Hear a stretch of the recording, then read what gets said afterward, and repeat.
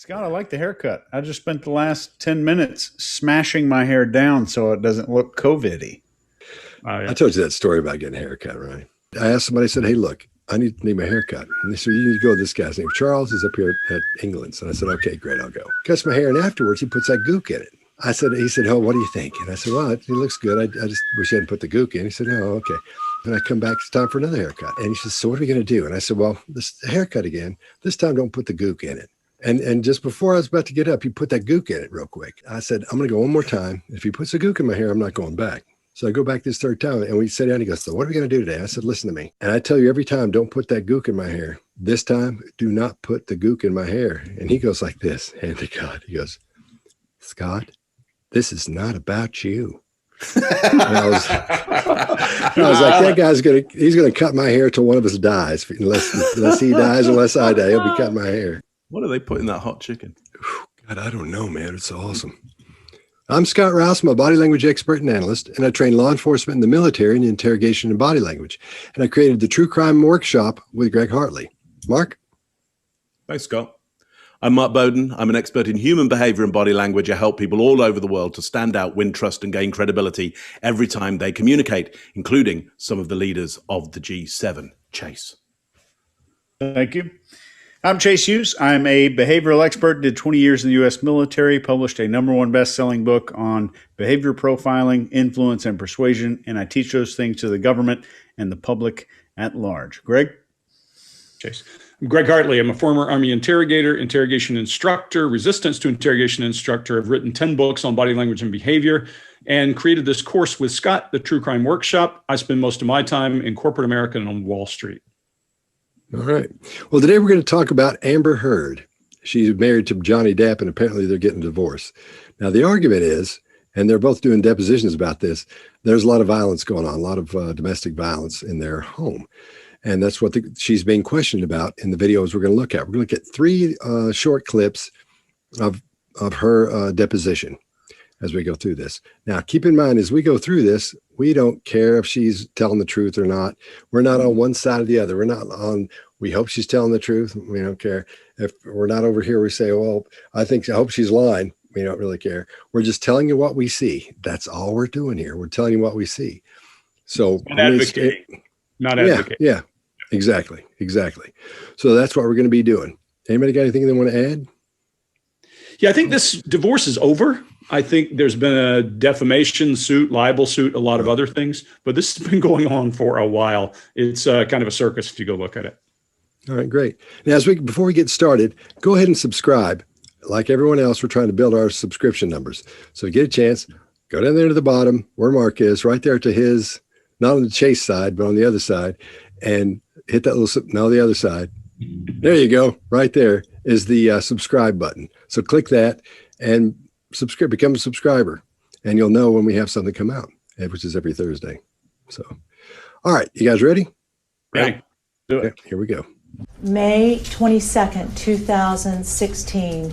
Did you ever commit an act of domestic violence against Johnny Depp? Calls for a legal conclusion and irrelevant, but go ahead. Do you understand what I'm asking you? No. No? Yes, I understand what you're asking. Okay. And prior to May 21, 2016, or May 22, 2016, is it your testimony that you never committed any act of what would be considered domestic violence against Mr. Depp? Calls for a legal conclusion and irrelevant to these proceedings. I did my best to defend myself and not get seriously hurt or be a doormat to whom this happens to all the time. All right. Greg, you want to go first? Yeah, so a couple of things here. She starts off, you'll see what we refer to often here as mouth grooming, but she's eating. So let's just write that off as off the baseline. I don't think that has anything to do with this. She starts off with an eye lock and her chin up, and she has kind of pursed lips. She's not really happy with this. She deep swallows at the May 22nd date because she knows something's coming up. And you can see there's some fight or flight there. But then she goes out of her way not to get too wound up. And she does do some sacred space in this one as she crosses her body creates a barrier and starts to adapt. I refer to that as sacred space, and everybody will have their own version of that. But as she does that, she goes into what, Chase, I think you most likely are the guy who branded it on this team, the resume statement about what she was doing, instead of going straight into, no, I did not. And you can see, you're going to see her do this over and over and over. She uses the biggest barrier she has, and that's her attorney. You'll see that over and over and over in this. She'll look at him before she answers the question.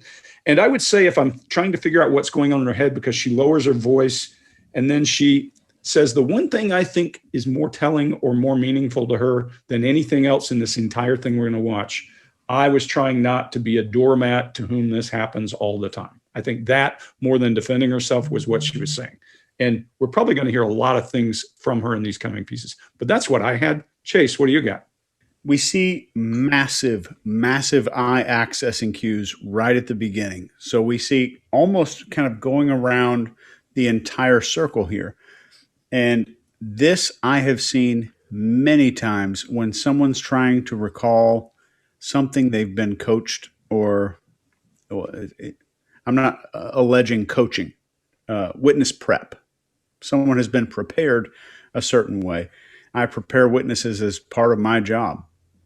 And we see that a lot when they're trying to recall what to say, what do I do? But I also think that that is a potential deception indicator. So let's see if there's anything else that feeds into that. We also see a lot of chin boss movement throughout this. And that's genuine. I think there's legitimate shame present here, or grief. And this big cross-body arm movement is something that is very, very common with people trying to protect themselves. It's actually more common in women than it is men. And the single shoulder shrug happens directly when she says no, when she gives her denial. And all of her denials throughout this whole thing are couched and hesitance. And I will say something. When any attorney, any good attorney, prepares a witness for a deposition, they're going to say, wait a few seconds before you answer to give me an opening so I can object to opposing counsel. And that's just trial prep 101. You need to wait a couple seconds, give me a window to object before you start answering or say yes or no. Because if you answer before the attorney objects, the answer is still on record. Even if you strike it from the record, it's still on the record as being stricken from the record. And if the judge decides to keep it, that's something they call spontaneous utterance. So that could be one of the reasons, but we see her in all these other interviews. She's fine to answer questions, doesn't really over hesitate or over exaggerate any of these movements like we see here. So I think there's a likelihood of deception for this one statement. Mark, what do you got? Yeah, so all in white there and buttoned right to the top. So quite an conservative, almost slightly austere dress for her. So I think that's a clear statement of trying to look, conservative and relatively innocent. And then she's quite minimized for a lot of the time. She minimizes even more throughout this, but she starts at quite a minimized level. So again, trying to looking a little bit at risk, essentially there. When I see, I concur with you there, Chase, that we see lots of eye accessing cues. We see probably a memory of the event and then her eyes going up, remembering that she's most likely been coached, been advised to have a specific story about this, not necessarily how she might recount the memory, but a different way of recounting that memory. And I think she goes from that to a new access up there. Now, however, having said that, I went and looked at some of her baseline of her on chat shows, and her head really does wander around all over the place, and her eyes wander all over the place. So that eye wandering is within something of her baseline of when she tells a story, and partly how she creates quite a comic narrative around things, how she entertains people. We see the mouth grooming as well in her baseline of being on chat shows. So again, many people might note those things as being quite out of the ordinary. I think they are more pronounced, but they're still within a baseline there. There's something here, therefore, for me around she's very much in a performance mode here, or it's similar to the performance mode we see her in. I just want to point out, I've seen in other people have tried to point out that that they think it's weird that she says, no to do you understand what I'm saying? The no is a no to the previous question. The yes that comes afterwards is does she understand what's being said? That's what I've got. Scott, what you got? I think what we're seeing here is a combination. Maybe she was prepped. You can tell she was prepped, but we're seeing a combination of things here. Having been in this situation a lot and having to deal with a lot of getting somebody ready for witness preparation. When she rolls her eyes, I think what she's doing is it's a combination of what Chase said, but at the same time, she's pretending to look for the time, like she's actually, because she's being videoed and she's got viewers. Somebody's gonna be looking at this later on, some people like us maybe, and those attorneys she's dealing with as well. So I think we're seeing part of an acting show she's putting on there. In other words, I think I agree with you, Chase, but at the same time, I think it was so quick. I think what she's doing is a show there to look like she's thinking. It looks like she's looking for the answer as people look around and look for answers. And when she looks down her nose at these people when she's giving the answer, I think that hints at a narcissistic behavior, narcissistic personality. She's been told to give very broad answers. So that's what you do in these cases. You don't say, don't do this, this, and this. You want to give as broad an answer as you can so it can be read either way. Well, she meant this by that, not this specific thing. You don't want to go in a microscope, but you want to go in and give them a big old hunk of stuff and you want to spread it out. So that's why her answer is so odd sounding. At the same time, she's looking for how she's not, I don't think she's the smartest person in the world, but that's why she's having a problem making this broad, because she's been told to do these things, that she has been prepped, but she didn't listen because she's an actor and she thinks she can remember all of these things to say. So that's why she's looking around for the things she's supposed to be saying. She's not ready for them.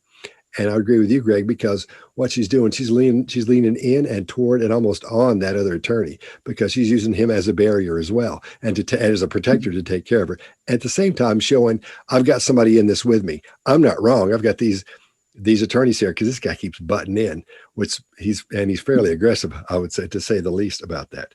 And then when she starts fidgeting, that's just a group of adapters to get rid of some of that built up stress and tension. That's because I'm sure she's been sitting there while we saw this. And that attitude of just being fake and phony sort of shines through here, I think, from my point of view. I don't know if it's because I've seen it so many times, you can just spot it once you see it, but it's fairly obvious. And I think women, if a woman is watching this, I think that she'll be able to see exactly what I'm talking about, because they pick up on that stuff fast, a lot faster than men will. That's what I got. So a point I'd like for us to discuss. Mark, I get people say, well, she's an actor and you can't read actors' body language. Well, not true, because an actor has only so much control over muscles and everything else that anyone else does. And most actors internalize, and then the symptoms come out as how they actually act well. I would say the internal eye movement, and then I'd want your comments on that, Mark, but the eye movement, everything she did with the exception of that demonstrative one is all internal conversation. It's down, left, down, right, down, left, down, right. And down left is typically, hey, I'm talking to myself about something, and down right, I'm feeling something.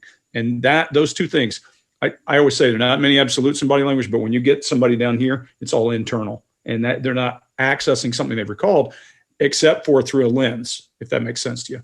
So what do you think, Mark? I mean, you've coached actors forever. So the thing you got to remember about actors and what the public tend to do around actors is to say, well, they're actors, so they'll be like this. Well, there's many types of different actors and qualities of actors, and some actors are really good and some actors are really bad.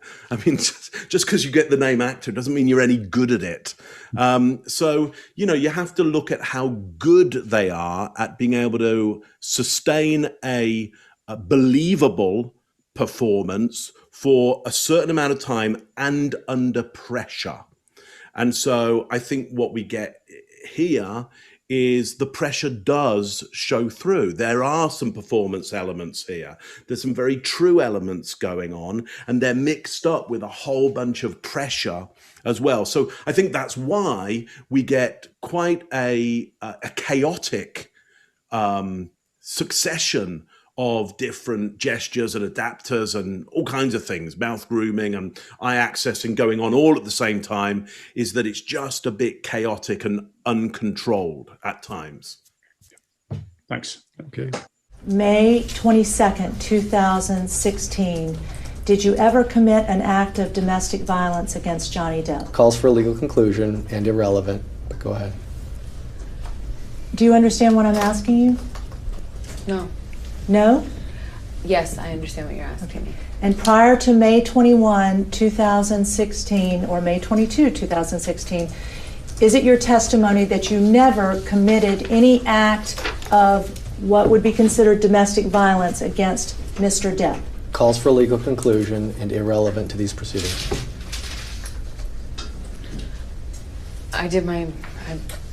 No, I did my best to defend myself and not get seriously hurt or be a doormat to whom this happens to all the time. All right, let's move to the next one.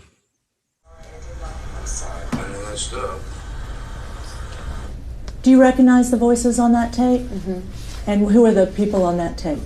It's Johnny and I. Okay. And is Johnny describing an act where you made a door go into his head? Objection, harassing, argumentative, vague. I was trying to escape from a room where Johnny was attacking me. And in order to escape, I was trying to get onto the other side of the door, attempting to close the door, and he was attempting to get in despite my attempts to try and escape an assault. All right, Mark, what do you got? Okay, so more minimizing, gets even tighter in there. Frustration, I think, in the tone of voice, going into anger. Here's why I think we get anger, is we see that hair flick beforehand, and I would suggest that is often a faint signal. It's a distraction signal from, here I come, I'm coming at you right now. So watch out. We see Kamala Harris do it in the vice president's debate. A little flick back with the head just before she goes into what she thinks will be a really good attack on Pence. And then we get that very kind of considered and angular voice of frustration around escape, room, attacking me, escape, close in, escape the assault. She starts putting stress on the words that she wants the audience of this to most latch onto, which is the idea of her being cornered, closed in, and trying to escape from a room where there's an assault and an attack going on. There, that's what I got for you. Scott, what do you got? Thanks, Mark. All right, I think when she's eating, she's using that as, when your brain tells a lie, when you tell a lie, your brain has to do three things, and I'm always talking about this, but it has to stop and keep you from telling the lie. It has to create the lie, then deliver the lie. That's what she's using the food for. She's using it as that barrier to give her a little bit more time before she delivers her answer. Because on some of these things, she's got to come up with that emotion that goes along with this. And we see this one ramp up her emotion toward this, or as she starts dealing with this. When she's eating, it's almost like she's dismissing the person that's talking to her. It's almost like when you're talking to someone, or you'll see someone in a deposition and they're trying to make the people who are asking them questions angry. You'll see them start this stuff, start picking lint off, like they're just, doesn't matter, that person's there, they're totally ignoring them. I think that's what she's doing as well. Coming from that perspective, I don't think she sat down and planned that out. But as she's doing it, I think that's what's going on there. Then when the question is Johnny describing an act where you made a door go into his head? And she says, or she says, she doesn't say, she says, because she knows the answer. She's getting ready to give it, but that guy stops her. Her attorney stops her because he needs her to give her a broad answer. Instead of saying, yeah, she's got to give a broader answer so she can deliver a whole bunch of information that can be construed as other things that have been said. Now, when she starts saying, I was trying to escape from a room. This totally goes against the way she's been talking up to that point. She's trying to ramp up that anger as she goes along, and she's trying to build this picture inside these people's minds. So that's why we see when she stops, she's not loping. I always say loping, you're just telling a story like that. When she stops and she starts talking like this because so-and-so happened, that's what she's doing. She's trying to ramp that up, and she's making sure what she's saying is right because she knows she did this. It's on record. She did this, and she said she's done this. So they're trying to get, so she's got to say why she did it. She's trying to make her rationalization of this valid for whoever's watching, for the viewer and for the attorneys as well. Now, at first, her arms are in her lap. They're down here. Then they start getting, the illustrators start coming out, and they start getting bigger and bigger as she starts to build this picture for these people, because she's got to put this picture in their mind. So when they go off and talk about it, or when they're thinking about it, they're going to remember what happened. Seeing him at the, whatever was going on at the time, whatever picture she's building, they've got to have that picture in their head. That's what she's got to get across at this point. I think they did prep her in this situation, and I'm not so sure I don't think it's bad prepping. I think she just doesn't listen. I think she thinks she knows it and how to do it. She's an actor, and I can remember all that. I think she hears it once and then says, I got it, and then comes in and tries to pull it off, and it's not working. That's why she starts making those things large as well. Chase, what do you got? Yeah, I agree with both of you guys fully. Eating is actually common in some of the more advanced witness prep. So it either A, helps to calm the witness down, or B, give the witness an appearance of being calm. And we see this in Brad Pitt movies where he's talking to somebody eating an apple at the same time. It makes him look casual and confident. And that actually does help. And there's some other things in here. When a good person that's prepping a witness is talking to them, he'll give them a great piece of advice to make what you say stick in someone's head. And this is called show, don't tell. And this is great advice for writers. So think of the difference between me saying it was hot and me saying the sun was beating down, everybody was soaked in sweat and sunburned. So one of them I showed you, the other one I told you. But the one I told you isn't effective. I showed it to you and you knew it was hot. And you probably imagined a whole scene of things instead of just temperature was X amount of degrees. So one more quick example. If I say she was confident, that is showing or telling. What do you think? That's me telling. So if I say she strode into the room and everyone there turned to look, that's showing you what happened. So I'm giving you an image instead of telling you exactly what's going on. And no matter what job you're in, if you want an image to stick in someone's head, show, don't tell. And that's one of the things she probably could have done better with her story here. The attorney objection is a very welcome relief for her. Her head snaps in that direction immediately. I think she also realized she didn't pause. But I thought it was interesting there's contempt here, showing her canine to opposing counsel during her testimony. And I think there was, again, genuine chin boss movement here. And if you're watching this right now, try to tighten this muscle right here without turning your lips downward.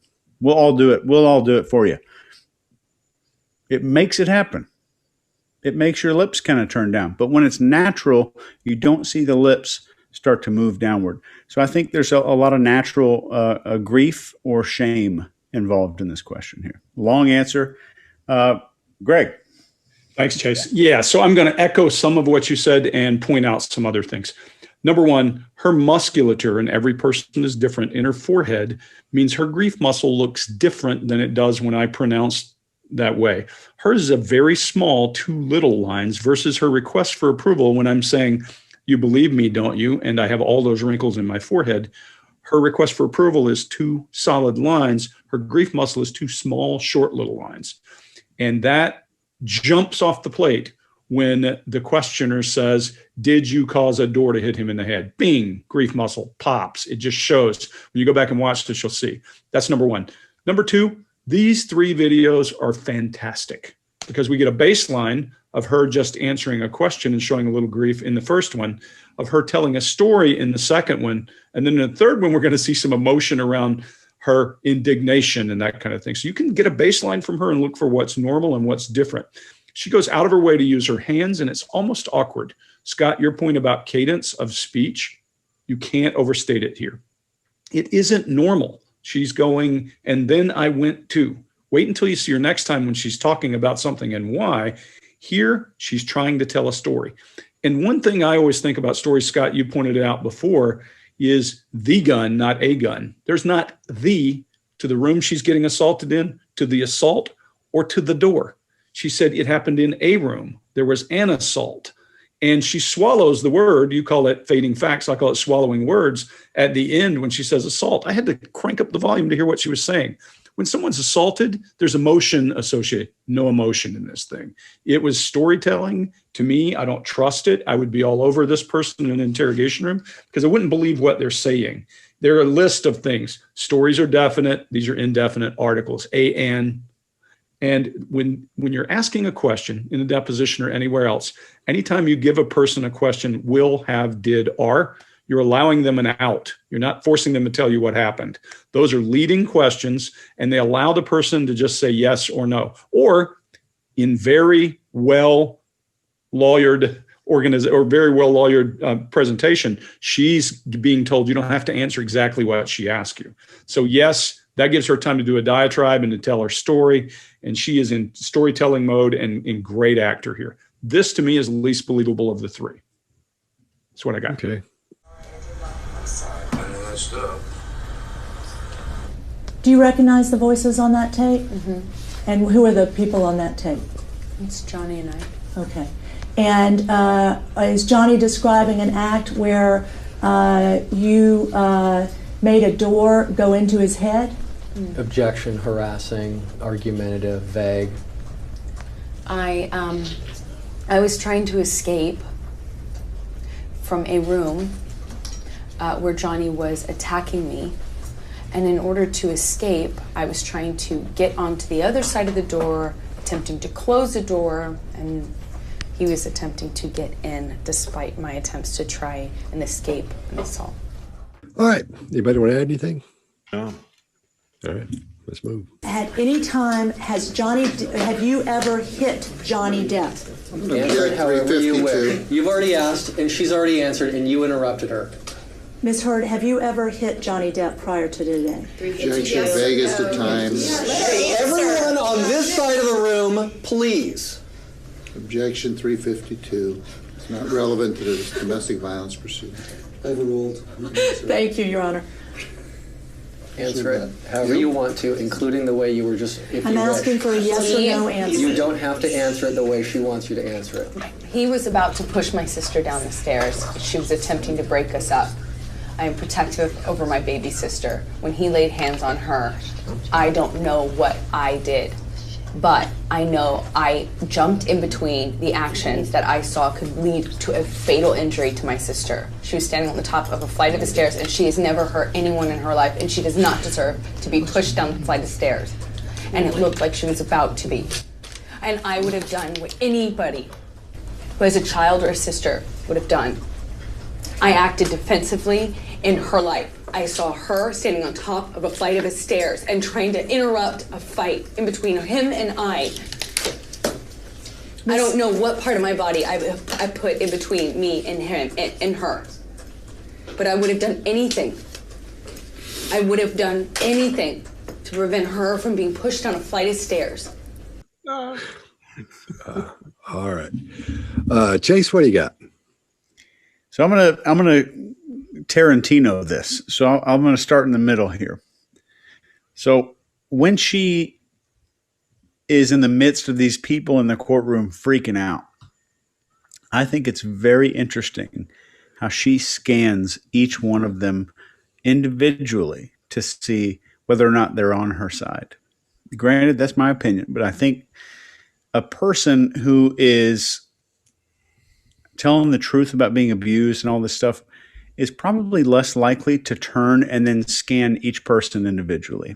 I thought that was a very interesting point here. And there's genuine grief on the forehead the moment she says somebody who had a child or a sister, as if those two were the same thing. And her baby sister, by the way, is a fully grown adult. There's genuine hand movement to the beat of her testimony. There's genuine anger when the upper lip rises, exposing her teeth. There's genuine chin boss movement. There's genuine anger when she says, I would have done anything. We saw the sclera, the white part of her eyes, get exposed there. And none of that really means that she's innocent. And here's why. A person who is doing that, who might have egged on a situation. So they're fighting. She might have caused a situation, may or may not have. And then the sister gets involved. Absolutely, she's going to protect her sister. Whether or not she was the causal factor of that is not part of this question and not part of this statement that she's making here. So whether or not she was an abuser or she was domestically abusing Johnny is not part of this statement. So her answer is genuine in the fact that she's angry of being questioned that she was there to protect her sister. And Scott, what do you got? All right. When she's going back, when she's looking at everyone, at those different attorneys, she goes back and forth between those two. Here's what I think is happening there, because I've seen this as well, plenty. She leans into the first attorney and she's blah, blah, blah, and she goes to the second one. Now, when she goes to that second one, she's ramped up a little bit. And that ramp up is the show for the first one as she ramps up, because that one's at that point, that person becomes watching her do something. They're part of the conversation, but it's not directed at them at that point. Then she moves from the second attorney back to the first attorney, and it gets even more. It gets even bigger at that point. And that's a show for the second attorney as this thing grows. And it goes back and forth and gets bigger and bigger, because the first attorney's going, geez, he's getting mad. And the second attorney, once it goes back to the other guy or the other woman, goes, geez, she's getting mad. It starts getting worse. Those are a show so she can start ramping up. I'm not doing this and that and that. And then, Greg, I'm not doing so-and-so because Mark, you don't know what it is. And Chase, I'll tell you what. And so it's a show for everybody to watch. That's what I think she's doing there. So I think I agree with you. But at the same time, I think that's one thing she sees as important to pull across, because this she did. We know from her testimony before, if you've listened to any of this, because we watched a long form of this, this happened. So again, she's trying to make this valid. That's why that story has to be great. Now, she can easily ramp this up, because she's talking. She puts it in that mode of a mother protecting her child, and she puts her in the form of, I'm a protector, and that's why I have to do this. That's what she says, my baby sister. That's what I think anyway. I'm sure Mark's going to say something about that, but that's what's happening there. So she takes on the thing, I'm a protector, and this was going to happen, and that was going to happen. I can't let that happen no matter what. So she starts getting madder, or even more angry, or angrier. Again, she's leaning toward that attorney hard this time. So she's not only saying, using him as a barrier, but she's also using him as, this is part of, they believe me too, as they're going through this. And I'm sure that guy's doing this. No, he's shaking his head. Oh yeah, give him one of those numbers. So she's showing she has people backing her up as well. Another thing that bugs me about this, we don't see the expression of anger in her eyes at all, not even a little bit. She doesn't even do a good fake anger. When somebody is being angry, or they're trying to pretend they're angry, you'll see them squint their eyes and go, I'll tell you what I want to do, so and so. That you see that, we've all seen that across the table. Somebody going, oh, you think so? Well, if you think, but when you see this, their eyes squinted like this, that's no big deal, because you're not seeing anything in here. Then you'll see those eyes come together like that, and they're still squinting. Don't worry about it. Not a big thing. But they squint, and you see those eyes, and you can see the whites of their eyes while they're trying to squint. That's anger. That's when they're going to swing at you. Just ask me. So that's when they're going to come across the table at you. So what you're looking for in anger, we don't see here. Not even a little bit of that. She's acting. She's acting, and I'm sure she's not a famous actor. Maybe she is famous. Is she pretty famous? Okay. Oh, yeah, she's pretty famous. Yeah. Okay. Well, I wouldn't think she was a very Zombieland actor.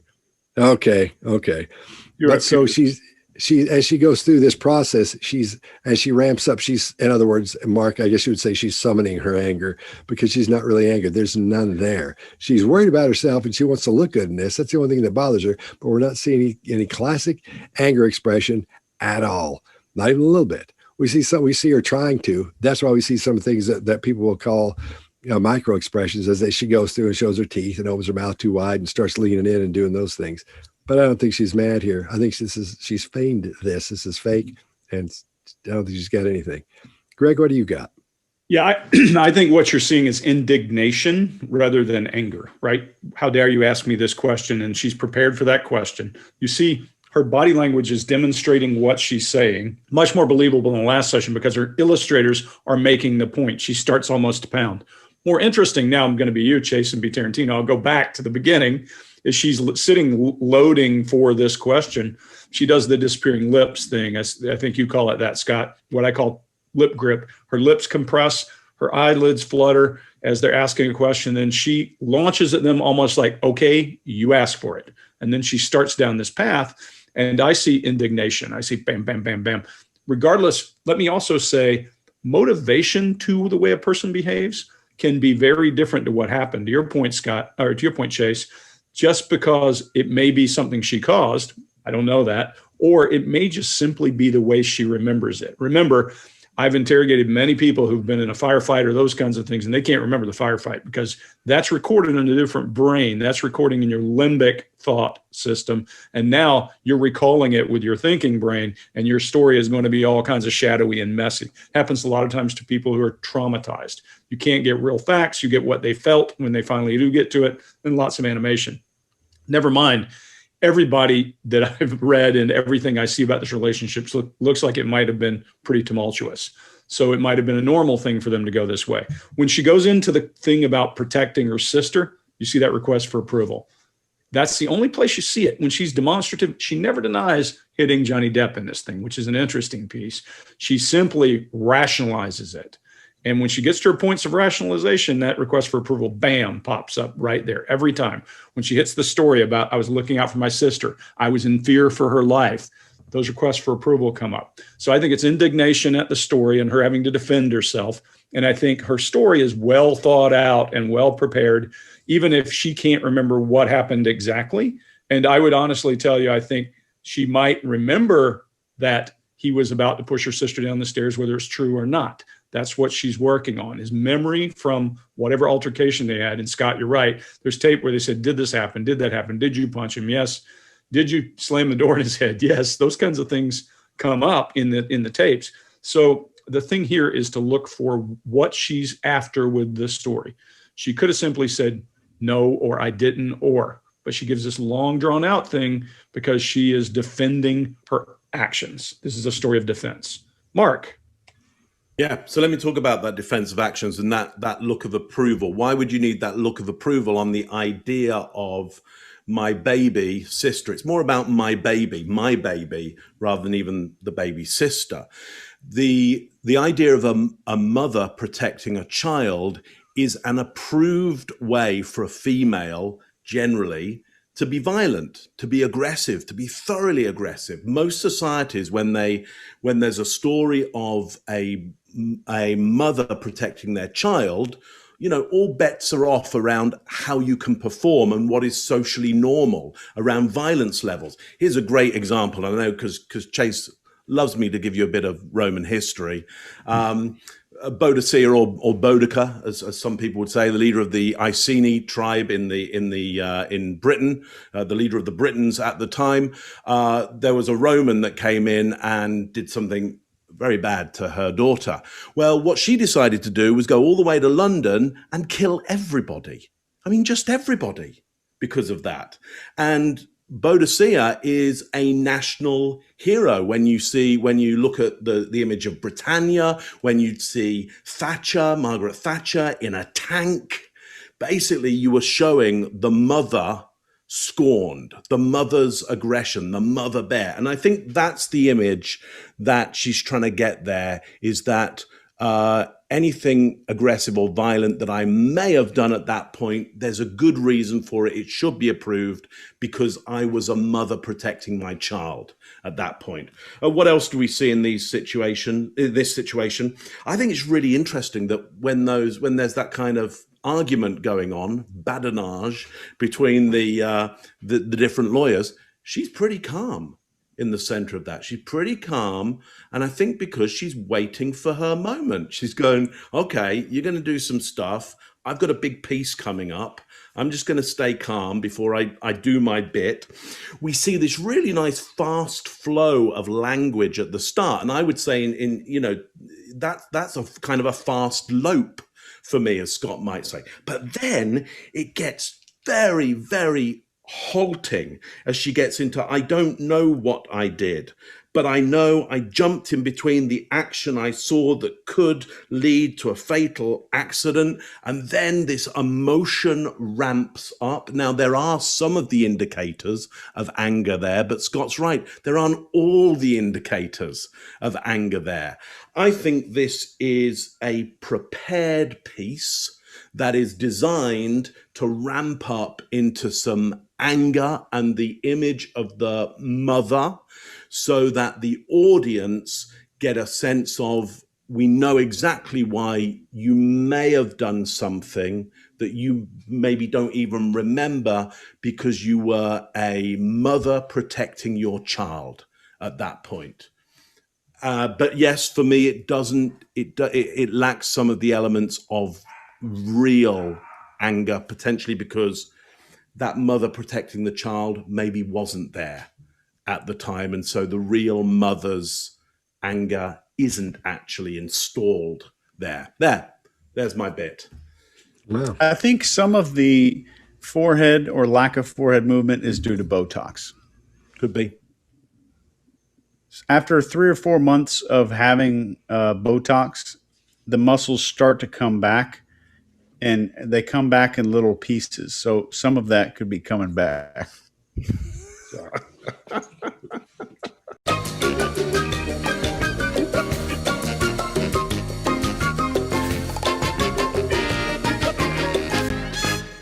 I think you have to go look at her baseline and see, is that her musculature? Because I think it's just, people are different in the way their muscles work there. And, like if you make a brow, you don't have all the wrinkles I have. It's just the way our brains, the way our heads are formed.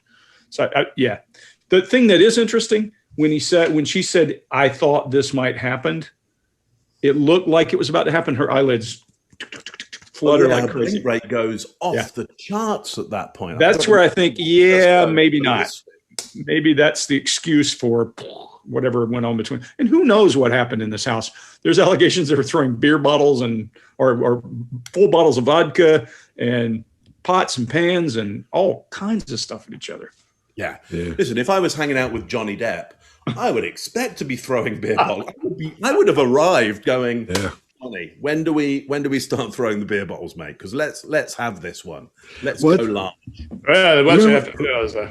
Remember, Mark, when you were talking about how that argument started at the beginning, and he was telling everybody to settle down, and she got real calm because she likes that. It doesn't bother her at all. She's used to it, and she lives in that world. If I was there and the lawyers were going at it like that, I'd be like, there's trouble going on. Oh yeah, you see a lot of this. What's going to happen to me? And she's just this calm eye of the storm. She understands that. She understands that world, and she likes it, I think, because she's so calm during that. It's just that just was bells and whistles for me, saying, "Wow, I can see exactly what's going on." That says a lot about a person. When things start going on, the less they say, the better off you usually are.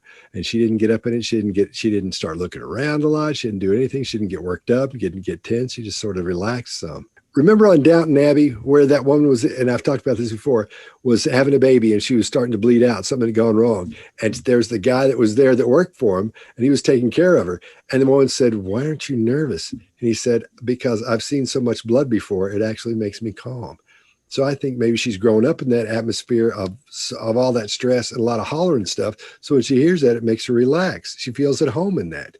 That's why she's in a relationship where something fires off or something jumps off, she can get right in there with it and act the way she's been raised to act. That's my opinion. I don't know. I don't know that girl. I never even really heard of her before. But yeah, I agree. That's what I think. The more duress people are accustomed to, the more comfortable they get. And those kind of people usually use the word fine when things go crazy, because they're like, yep, go right ahead. Yeah. Yeah. I think she's conflict dependent. Ah. Sure. At any time, have you ever hit Johnny Depp? Answer it however you wish. You've already asked, and she's already answered, and you interrupted her.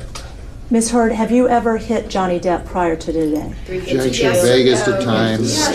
Everyone on this side of the room, please. Objection 352. It's not relevant to the domestic violence proceeding. Overruled. Thank you, Your Honor. Answer it however you want to, including the way you were just. I'm asking for a yes or no answer. You don't have to answer it the way she wants you to answer it. He was about to push my sister down the stairs. She was attempting to break us up. I am protective over my baby sister. When he laid hands on her, I don't know what I did, but I know I jumped in between the actions that I saw could lead to a fatal injury to my sister. She was standing on the top of a flight of stairs, and she has never hurt anyone in her life, and she does not deserve to be pushed down the flight of stairs. And it looked like she was about to be. And I would have done what anybody who has a child or a sister would have done. I acted defensively in her life. I saw her standing on top of a flight of stairs and trying to interrupt a fight in between him and I.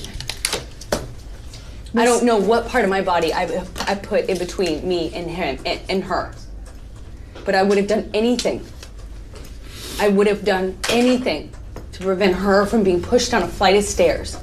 So what we want you to do, if you like what we're doing, subscribe. Just hit that little button below, and where it says YouTube and it's red down there near Mark, hit that and subscribe to our channel. Thanks. All right. See you guys next time.